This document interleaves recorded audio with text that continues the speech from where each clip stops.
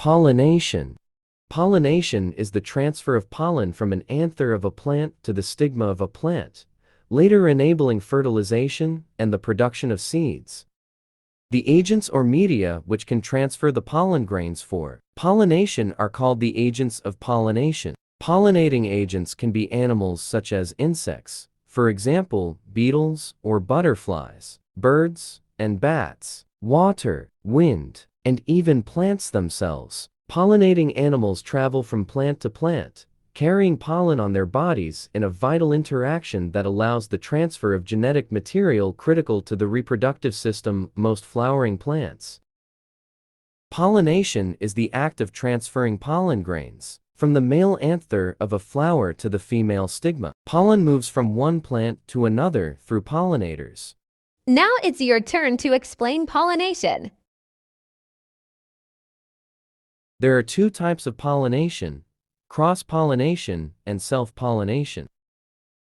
Self-pollination. Self-pollination is a form of pollination in which pollen from the same plant arrives at the stigma of a flower or at the ovule. Self-pollination can be observed in legumes such as orchids, sunflowers, peas, peanuts, oats, peaches, potatoes, wheat, and others. The transfer of pollen from a male reproductive structure, an anther or male cone, to a female reproductive structure, a stigma or female cone of the same plant or of the same flower. Let's talk about cross-pollination. The transfer of pollen grains from the anther of one plant to the stigma of another different plant is called cross-pollination.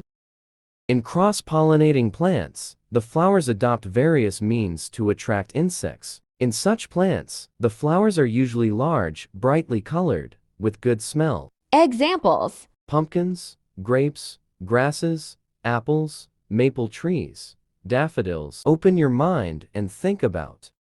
So if there is no pollination? Spend quality of time with nature and comment your observations, understandings, and analysis regarding the topic.